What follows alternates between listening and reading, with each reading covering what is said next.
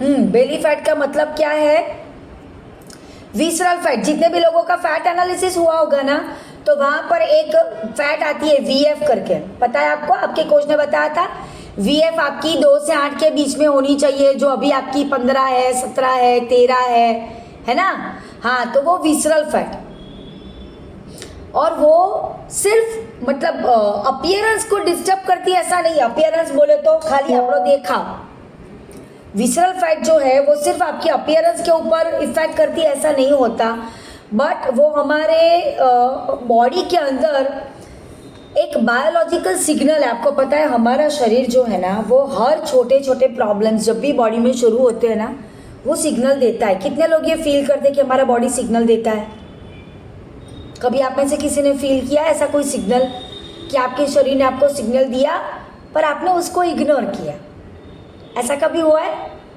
या तो आपने उसके ऊपर ध्यान दिया कि हर बार रोज થાય છે। मैं आपको बताऊँ, देखो मेरा एक सिग्नल मैं आपको बताती हूँ। अभी क्या हुआ, कुछ महीनों पहले, वैसे नॉर्मली हम सब आइसक्रीम खाते हैं। कितने लोग आइसक्रीम खाते हैं? आइसक्रीम खाओ છો तो हाँ पाड़ो ना पाड़ो कई तो बोलो लिया भाई साहब। हाँ, गुड। अभी ये कम्युनिटी में आके बहुत ज़्यादा नहीं खाते, लेकिन कभी कभार खाते हैं, राइट? अभी मेरा क्या हुआ, मैं भी कभी कभी आइसक्रीम खाती हूँ, पर कुछ महीनों पहले ऐसा हुआ, मैंने खाई आइसक्रीम। नॉर्मली लोग ये सोचते हैं कि एसिडिटी होती है और अगर आपने आइसक्रीम खाया तो एसिडिटी चली जाती है। होता है ना ऐसा, एसिडिटी था એટલે आइसक्रीम खाई लेवानो એટલે पेटમાં લાઈ बढ़ती बंद થઈ જાય। कितने लोगों ने ये सुना है ना? हाँ, मेरा उल्टा हुआ। मेरा क्या हुआ पता है? जिस दिन मैंने आइसक्रीम खाई उसके आधे पौने घंटे के बाद मुझे अचानक से एसिडिटी हुई, और इतनी खतरनाक एसिडिटी हुई तो मुझे लगा साला मैंने ऐसा तो कुछ खाया नहीं, डिनर में तो शेक पिया था, तो ये गड़बड़ किधर हुआ? तो उस दिन तो पता नहीं चला मुझे। फिर वापस कुछ दिनों के बाद सेम सिचुएशन वापस से हुई। अब मेरे को डाउट हुआ साला कुछ तो गड़बड़ है, क्योंकि मुझे एसिडिटी पहले बहुत ज़्यादा होती थी ये कम्युनिटी में आने से पहले, लेकिन कम्युनिटी में जुड़ने के बाद मेरी एसिडिटी कभी नहीं हुई थी। तो इतनी सीवियर एसिडिटी हुई तो मुझे विचार आ कि ऐसा क्यों हुआ। फिर तीसरी बार हमने क्या किया, तीसरी बार मैंने मेरे हस्बैंड को बोला मैं पूरा आइसक्रीम नहीं खाऊंगी, मैं आप में से आधा शेयर करूंगी। तो हम दोनों ने आधा आधा शेयर करके खाया। उस दिन वापस से एसिडिटी हुआ, और ऐसा ऐसा करके मैंने फिर क्या किया पता है आपको? जब भी 15 दिन में 20 दिन में जब भी खाया था तो अलग अलग ट्राई किया। मतलब कभी कैंडी ट्राई किया, कभी कप ट्राई किया, कभी कोन आधा ट्राई किया, कभी 2 चम्मच खा के ट्राई किया, लेकिन 5-6 बार ये सारे एक्सपेरिमेंट करने के बाद मुझे पता चल गया आइसक्रीम खाने से ही एसिडिटी होती है। तो मैंने आइसक्रीम को क्या बोला? अलविदा। इसे कहते हैं साइन। हमारा शरीर हमें सिग्नल देता ही है, हम उसको इग्नोर करते हैं, राइट? तो जब भी आपका बेली फैट बढ़ रहा है, मतलब हमारे बॉडी में एक बायोलॉजिकल सिग्नल है कि हमारा मेटाबॉलिज्म जोखम में है। और मेटाबॉलिज्म जोखम में है का मतलब क्या हुआ? જેટલું ખાવાનું પેટમાં નાખ્યું એને વપરાવાની સિસ્ટમમાં ગાંઠ પડવાની છે। समझ में आया? मतलब जितना इनपुट किया वो यूटिलाइज होने में गड़बड़ चालू होने वाली है। ओके? और जब भी ये फैट बढ़ना शुरू होती है तो क्या होता है? हमारे पेट के अंदर बहुत सारे ऑर्गन्स है। कौन कौन से ऑर्गन्स है? चैट बॉक्स में डालो। पेट में कया कया ऑर्गन्स है नाखो तो चैट बॉक्स में।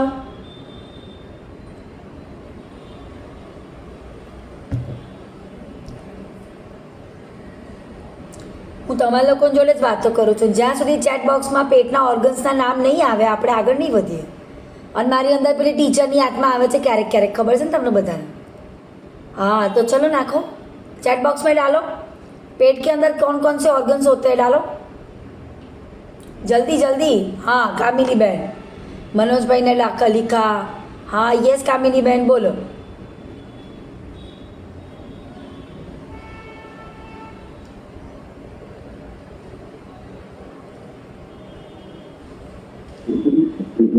हेलो। हाँ बोलो बोलो। हाँ, गुड इवनिंग नीता बेन। आप फर्स्ट ऑफ तो आप बहुत अच्छी इंफॉर्मेशन देते हैं। हमारे पेट के ऑर्गन्स किडनी, पित्ताशय और लीवर और हार्ट, वो सब ऑर्गन्स। અલા હાર્ટ પેટમાં કયા દિવસથી આવવા લાગ્યું લે એ हाँ हार्ट नहीं, वो मजाक की बात है थोड़ी, है ना। बहुत सारे ऑर्गन्स आपको पता है, लिवर, पेंक्रियास, गल ब्लेडर, इंटेस्टाइन, मतलब बड़ी आंत, छोटी आंत, જેને આપણે ગુજરાતીમાં કહીએ જઠર ને સ્વાદુપિંડ, બધું, है ना। ये जितने भी ऑर्गन्स है जो पेट के अंदर होते हैं ना, उन सारे ऑर्गन्स की लाइफ के ऊपर जोखम है जब भी आपका बेली फैट बढ़ता है, सारे ऑर्गन्स। और आपको पता है आजकल बहुत ज़्यादा लोगों को फैटी लिवर की प्रॉब्लम हो रही है, फैटी लिवर, और वो भी non alcoholic. Normally fatty liver की प्रॉब्लम किससे होती है? जो अल्कोहल यूजर्स होते हैं, मतलब जो लोग को अल्कोहल कंजम्पशन करता है। बट आज के ज़माने में नॉन अल्कोहलिक फैटी लिवर की प्रॉब्लम हो रही है। क्यों हो रही है? क्योंकि 100 में से 95% लोगों का पेट मटके जैसा है। लेडीज़ को डिलीवरी होती है तो प्रेगनेंसी होती है 9 महीने की, आजकल जेंट्स को भी 9 महीने की प्रेगनेंसी होती है, लेकिन डिलीवरी कभी नहीं होती है। Ever pregnant never deliver for all males, है ना। हाँ, तो इसकी वजह से ये सारे ऑर्गन्स हमारे डैमेज होने शुरू हो जाते हैं। और दूसरा उसका इफेक्ट कहाँ से होता है? हार्मोन इम्बैलेंस होना, इन्फ्लेमेशन होना, फिर एनर्जी का डिस्टर्बेंस, बिना वजह थकान,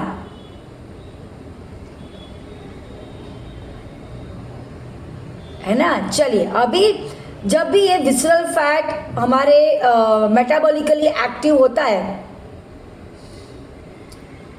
सारी फैट एक जैसा काम नहीं करती। ओके, देखो, सबक्यूटेनियस फैट जो हमारी स्किन के नीचे का एक लेयर होता है, और उसकी सबसे ज़्यादा इफेक्ट आपको कहाँ पे मिलती है पता है आपको? हिप्स और थाइस के एरिया में। कभी चेक करना अपने आप को मिरर में, कपड़े पहने बगैर, ट्राउजर या तो एकदम शॉर्ट वाला कोई शॉर्ट्स ऐसा कुछ पहन के आप चेक करना, आपके थाइस या हिप के एरिया की स्किन आप चेक करोगे ना, ऐसे पकड़ के चेक करना, आपको पूरी स्किन ऐसे खुरदुरी खुरदुरी दिखेगी, खरबचली खरबचली देखा से। वो सारी फैट है, वो सारी फैट है। ओके, और विसरल फैट जो मैंने कहा कि हमारी जितने भी बेली एरिया के ऑर्गन्स है उसके आसपास जमा होती है। अब जब बेली फैट बढ़ती है तो हमारी बॉडी में हार्मफुल सब्सटेंस रिलीज होते हैं। कौन कौन से? ऐसे केमिकल्स जो हमारे बॉडी में इन्फ्लेमेशन बढ़ाने का काम कर सकते हैं। फिर एक्सेस मात्रा में फ्री फैटी एसिड, जिसकी आपको पता है लीवर वाला टॉपिक जब मैंने लास्ट वीक में लिया था, मैंने बताया था कि अगर लीवर सही से फंक्शन नहीं कर रहा है तो जितने भी फैटी एसिड्स है उसका क्या होगा। ओके, उसके बाद सारे हार्मोन का सिग्नल डिस्टर्बेंस होना, और वो भी आजकल ऐसा है जैसे मेल में ज़्यादातर फैटी लिवर सुनने में आता है और लेडीज़ में आजकल हार्मोन इम्बैलेंस सुनने में आता है। जिसे देखो उसको हार्मोन इम्बैलेंस है। वो 12-15 साल की लड़की है, उसको भी हार्मोन डिस्टर्बेंस है, प्रेगनेंसी की एज वाली लेडीज को भी है, और मेनोपॉज की एज वाली लेडीज को भी है। मतलब कोई बाकी ही नहीं है। पर कैसे बाकी होएगा? सबके पेट बाहर है। चेक करिए आपके घर में, सोसाइटी में, जान पहचान में, फैमिली में, रिलेटिव में, फंक्शन में जब भी इकट्ठा होंगे ना, जितने भी लेडीज ऐसे यूं मेला जमा के बैठी होगी ना, टोड़ू वड़ी ने बैठा है ना, 25 जणियों बैठी हશે तो 25 માંથી 22 તો તમને પેટ બહાર વાળી જ મળશે। 3 જ ભૂલી ભટકી એવી હશે જે થોડી ઘણી આપણા જેવી હોય, ના પેટ તો બહાર नहीं પોસાય, है ना। तो इसकी वजह से ये हार्मोन भी डिस्टर्ब होने शुरू हो जाते हैं, और हार्मोन डिस्टर्ब होंगे या तो आपके बॉडी में ये फैटी एसिड की मात्रा बढ़ेगी या तो इन्फ्लेमेशन होगा। ये सारी चीज़ें कहीं ना कहीं हमारे मेटाबॉलिज्म को डिस्टर्ब करती है। समझ में आया? अब इसका सीधा कनेक्शन और कहाँ पे है पता है आपको? शनिवार को मनोज जी ने इंसुलिन रेजिस्टेंस के बारे में गाइड किया था। कितने लोगों ने सुना था? ना साभळ्યું तो बराबर, કેટલાય લખ્યું હતું, लिखा था आपने? અલા લખવાનું રાખો, તમને આટલી સરસ ઇન્ફોર્મેશન છે ને કોઈ ભૂતભય નથી આપવાનું, અને डॉक्टर तो તમને ભૂલમાંય નથી આપવાના। आपके घर में अगर किसी को डायबिटीज़ आए ना, एक बार जाके पूछो तो साहब डायबिटीज़ કેવી રીતે આવે, હું તો ગળ્યું ખાતો જ નથી, और फिर देखो जवाब देते कि नहीं देते। कोई डॉक्टर बताता ही नहीं है, वो आपको बोलेगा चावल नहीं खाना, आप जाके पूछो केम भात नहीं खावाना, वो कभी नहीं बताते क्यों चावल नहीं खाना। अगर किसी के बॉडी में यूरिक एसिड बढ़ रहा है, डॉक्टर बोल देंगे प्रोटीन नहीं खावाना, अला केम नहीं खावाना, तो हार्ट ने चलावानुं केवी रीते। हार्ट किससे बना है? मसल से बना है। मसल को क्या चाहिए? प्रोटीन चाहिए। डॉक्टर ने बोला प्रोटीन खावानुं ज नहीं, એટલે સિમેન્ટ વગરનું બિલ્ડિંગ બનાવવો જોઈએ। કેવું બને? જાઓ ને, કોણ રહેવા જશે સિમેન્ટ વગરના બિલ્ડિંગમાં? રહેવા કોણ જશે? હા ના, નવું ઘર લેવાનું છે અને પપ્પા એવું કીધું છે કે આ નવું ઘર છે ને સિમેન્ટ વગરનું બનેલું છે, મસ્ત એકદમ અફલાતુન, આપણે ત્યાં જવાનું છે રહેવા। કેટલા જણા જશે બોલો જોઈએ? नहीं चाहिए ना, तो बॉडी प्रोटीन के बगैर कैसे चलेगा? अभी पूछो तो डॉक्टर को प्रोटीन साहब केम नहीं खावानुं, અને જો કોઈ ડૉક્ટર તમને એના માટે ગાઈડ કરે ને, બોસ આપણે આપણા વેલનેસ કોચનું કામ છોડી દેવું, પણ કોઈ કહેશે જ નહીં તમને। એ તમને એટલું કહેશે, અરે તમને આટલું કીધું એટલું કરો ને ખાલી, બધું બરાબર થઈ જશે, प्रोग्राम पूरा। समझ में आया आपको? कहने का मतलब ये है, यहाँ से अगर कोच कुछ भी बताते हैं ना, उसको लिखो, या आपके लिए इन फ्यूचर महामंत्र होने वाले हैं। जब भी आपकी आपके फैमिली की हेल्थ में गड़बड़ होगा ना, ये आपको बहुत ज़्यादा हेल्पफुल होने वाले हैं। विदाउट मेडिसिन अगर लाइफ जीनी है ना आपको, ये सारे हेल्थ एजुकेशन प्रोग्राम्स आपके लिए अमूल्य है। इसका गाइडेंस आपको कोई नहीं देगा इतना डिटेल में, राइट? तो इंसुलिन रेजिस्टेंस का और ये बेली फैट का भी सीधा कनेक्शन है। जब भी बेली फैट बढ़ती है ना, तो वो इंसुलिन रेजिस्टेंस में इंटरफियरेंस क्रिएट करता है। अब होता क्या है, नॉर्मली होता क्या है, हमारे पास 5 मिनट है, मैं फटाफट आपको बताती हूँ। ओके, जब भी इंसुलिन हमारे सेल्स और सेल्स के अंदर ग्लूकोज को एंटर करता है, मतलब एनर्जी जनरेट करने के लिए, राइट? लेकिन जब फैट बहुत ज़्यादा होती है, विसरल फैट बहुत ज़्यादा होती है, तो क्या होता है, हमारे बॉडी के सेल ही रिस्पॉन्ड नहीं करते हैं। किसको रिस्पॉन्ड नहीं करते? इंसुलिन को। तो इंसुलिन मतलब जो ग्लूकोज में से एनर्जी कन्वर्ट होने वाली जो प्रोसेस होनी चाहिए ना, वही नहीं होती, और इसकी वजह से होगा क्या, जो ग्लूकोज बॉडी में गया, आपको पता है ना, हम जो भी खाना खाते हैं उसमें ग्लूकोज होता है, पता है आपको? कितने लोगों को पता है? पानी सिवाय जे मोढामां मूकीए बधामां ग्लूकोज होय, बधामां, और वो सारे ग्लूकोज का एनर्जी में कन्वर्जन एक्चुअली होना चाहिए, पर अगर वो नहीं हुआ बेली फैट ज़्यादा होने की वजह से, तो वो सारी जो ग्लूकोज है ना, वो ब्लड ग्लूकोज में कन्वर्ट हो जाएगी। तो क्या होगा, ब्लड નું શુગર લેવલ વધી જાય, એટલે પછી ડૉક્ટરને પાસે જઈને પેલી ડાયાબિટીસની દવાઓ ખાવી પડે। તેના કરતાં બેલી ફેટને ઘટાડવા પર મહેનત કરીએ, શું ખોટું? समझ में आया? और इसीलिए जितने भी लोग यहाँ पर वेट लॉस के लिए आते हैं ना, तो जब उनका 10 किलो 15 किलो वजन कम हो जाता है, या उनकी पेट की साइज, कमर की साइज जब कम होने लगती है ना, उनका ग्लूकोज लेवल कम होने लगता है, उनका शुगर कंट्रोल में आने लगता है, फिर डॉक्टर उनकी डायबिटीज़ की दवाइयाँ कम करवाते हैं। ये एक्चुअली प्रोसेस है, कोई चमत्कार नहीं होता।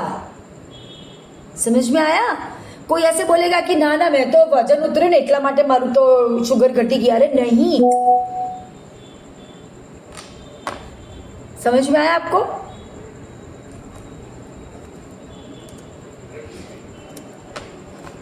Okay, just a minute. हाँ, उसके बाद इसकी वजह से हो क्या क्या हो सकता है? इसकी वजह से सबसे पहला प्रॉब्लम हो सकता है प्री डायबिटिक। प्री डायबिटीज का मतलब अभी पूरा डायबिटीज आया नहीं है, पर बॉडी अंदर से गड़बड़ आने लगा है, वो प्री वेडिंग शूट होता है, पता है ना आपको? હા ના ખબર છે આજકાલ બધાને પ્રી વેડિંગ શૂટ થાય છે. અલા કોઈ તો અલા હા ના હા આમ હા પૂરી હા પાડવાની આમ હા મુંડી હલાવો બધા रिस्पॉन्ड करो. Very good. उसी तरह ये प्री डायबिटिक है. और आजकल पता है आपको न्यू बॉर्न बेबीज भी प्री डायबिटिक डिटेक्ट होते के आते हैं. पता है आपको क्यों? मम्मी का वजन जब प्रेगनेंसी में बढ़ता है ना, बच्चे का वजन बढ़ता ही नहीं अंदर, सिर्फ मम्मी के पेट का ही बढ़ता है. बच्चे को बेचारे को इंक्यूबेटर में डालना पड़ता है सर्वाइवल के लिए. और मम्मियों की बेली बढ़ जाती है, जिसको घटाने के पीछे मेहनत करनी पड़ती है. और ऐसा क्यों होता है? वो प्रेगनेंसी के दौरान मम्मी बोलेगी मेथीना लाडवा खावा पड़શે, बेटी बोलेगी नहीं मुझे पिज़्ज़ा खाना है. आज तो मैंने पिज़्ज़ा खाવાનું सख्त मन થયું છે. और आजकल के हस्बैंड बहुत ज़्यादा ओबीडियंट हो गए, पता है ना आपको. हाँ बका चल આપણે पिज़्ज़ा खाई आइए, है ना. हाँ वो पहले वाले हस्बैंड जो होते थे ना वो मम्मियों की बातें सुनते थे, तो ऐसा बोलते थे ना હવે मम्मी की दूध मेथी लाडवा खा. और आजकल के हस्बैंड वो पत्नी व्रता हो चुके हैं, तो बीवी बोलेगी कि चाइनीज़ खाना है तो चलो बेबी चाइनीज़ खावा, है ना. तो पेट बढ़ता है लेकिन उसमें बच्चे के वजन नहीं बढ़ता, सिर्फ मम्मियों की बेली की साइज बढ़ती है. राइट. और उसकी उसी वजह से आप देखना बहुत सारी फीमेल की कंप्लेन होती है प्रेगनेंसी के दौरान थायराइड आ गया, प्रेगनेंसी के दौरान डायबिटीज़ आ गया. પહેલા નહોતો ડાયાબિટીસ, પ્રેગ્નન્સીમાં આવ્યો. તો પ્રેગ્નન્સીનો પ્રોબ્લેમ નહોતો, પ્રોબ્લેમ આપણો હતો. પ્રેગ્નન્સીમાં આપણે ધ્યાન ના રાખ્યું ખાવા પીવાનું. प्रेगनेंसी के बाद उनकी स्किन खराब होने लगती है. क्यों? समझ में आया? तो ये सारे डिस्टर्बेंस होता है. दूसरा प्रॉब्लम हो सकता है टाइप 2 डायबिटीज, जो आजकल बहुत ज्यादातर लोगों को होता है. तो अब इसकी जड़ कहाँ पे? शुगर खानी बंद करना इज बेटर ऑप्शन, दवाई खाना चालू करना इज बेटर ऑप्शन, कि पेट को कम करके फ्लैट टमी पे आना बेटर ऑप्शन? कौन सा वाला बेटर ऑप्शन है बताइए. देखो अगर पेट को कम कर दिया ना तो कितने सारे बेनिफिट है पता है आपको. ये सारे बेचारे हमारे पेट के ऑर्गन्स एकदम हैप्पी हैप्पी हो जाएंगे. बद्दा बद्दा खुश, बद्दा organ, liver happy, pancreas happy, kidney happy, intestine happy, everything. Right. दूसरा बेनिफिट, आपको जो कपड़े पसंद आएंगे आप पहन सकते हो, है ना. आजकल तो लेडीज भी सिक्स पैक बनाती है, पता है आपको. क्रॉप टॉप पहनेगी, सिक्स पैक बना के वो भी मजे से घूमती है आजकल. અલા તો આટલા સરસ સરસ કપડાં માર્કેટમાં મળતા હોય તો આપણે શું 4XL ની સાઇઝ જ પહેરવી જરૂરી છે? एक बेली फैट को कम करो और फिर देखो चमत्कार.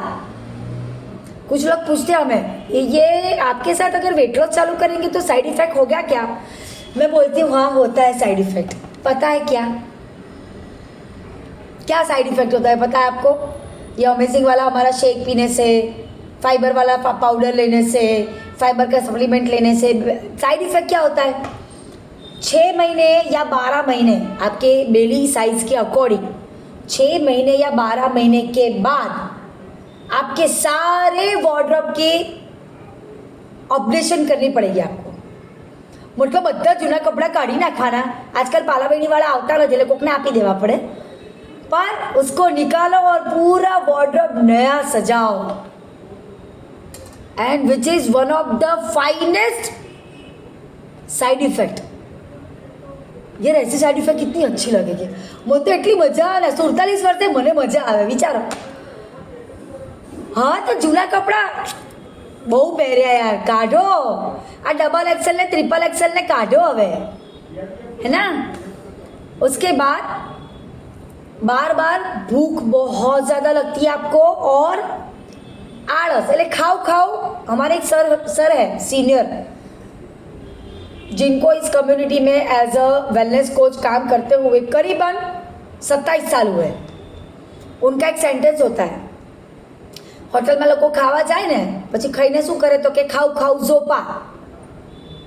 यहाँ पे कोई हमारे सीनियर कोच पुराने वाले कोच नहीं बैठे, उनको पता है खाऊ खाऊ ઝોપા का मतलब क्या. खबर તમને ખાऊ ખાऊ ઝોપાનો मतलब? હસવાની પ્રોમિસ આપો તો કહું. હું કહું પછી હસવાનું તમારે બધા. ખાવ ખાવ મતલબ ખાવ ખાવ, ઝોપા મતલબ ઊંઘી જવાનું. એટલે ખાધા કરો ને ઊંઘ્યા કરો, ખાધા કરો ને ઊંઘ્યા કરો, બીજું કંઈ કામ જ ના સોચે. સમજ में आया? और फिर आप बोले कि हला एक जगह मम्मीઓની તો એટલી બધી કમ્પ્લેન ને, એક જગ્યાએ બેઠા ત્યાંથી હલતા નથી, 500 વખત કહીએ ને તોય અલા પણ ક્યાંથી હલે? ખાવ ખાવ ઝોપાવાળા મોડમાંથી બહાર જ નહીં આવતા, है ना? बहुत सारे वाइफ की कंप्लेन होती है, हस्बैंड तो घरे આવે ને પછી 4 વખત કહીને ત્યાં સુધી તો ઊભા નહીં થતા, ખાવાય નહીં આવતા. બોલો અલા પણ તો પેલું એટલું મોટું કોઈ દિવસ ટ્રાય કરજો. મને ક્યારેક ક્યારેક વિચાર આવ્યા કે પેલું ઘરનું માટલું હોય ને, ખાલી માટલું, માટલાની આમ પેટ પાસે મૂકો અને પછી એને દુપટ્ટાથી બાંધો અને પછી એને લઈને ફરો તો એટલે હસવું આવે ને તો દિલથી ખોલીને હસી લેવાનું. पर ऐसा होता है ना? तो better option is belly fat को घटाइए. भले थोड़ा टाइम मेहनत करना पड़ेगा, प्रॉब्लम तो हर एक चीज़ में है ना. वैसे भी पेट बड़ा है, उसमें भी तो प्रॉब्लम है ना. कपड़े पहनने की प्रॉब्लम है, नीचे उठने बैठने की प्रॉब्लम है, झुकने की प्रॉब्लम है, सारी प्रॉब्लम्स हैं. और अगर बेली फैट को घटाना है तो खाने पीने में ध्यान रखना पड़ेगा, ये थोड़ी सी प्रॉब्लम है. लेकिन वो तो 6 महीना 12 महीना एक वक्त पूरेपूरी फैट काढ़ो जो है, પણ પાછી જ નહીં આવે. તમે મહેનત કરીને થાકી જશો ને તોય પાછી નહીં આવે. મને ખબર હે, મારું વજન 2 કિલો વધારવા કેટલી મહેનત કરવી પડી મારે. તો કેટલી મહેનત કરી મેં, ત્યારે મારું વજન 2 કિલો વધ્યું. ઓછામાં ઓછા 6-12 महीना मेहनत करीश मैं. पर एक बार अगर पेट को फ्लैट कर दिया ना तो वो आपको परेशान कभी नहीं करेगा. राइट? तो ये था हमारा आज का सेशन, जहाँ पर हमने बहुत अच्छे से इन्फॉर्मेशन ली एंड आई होप कि आप लोगों को मज़ा आया होगा.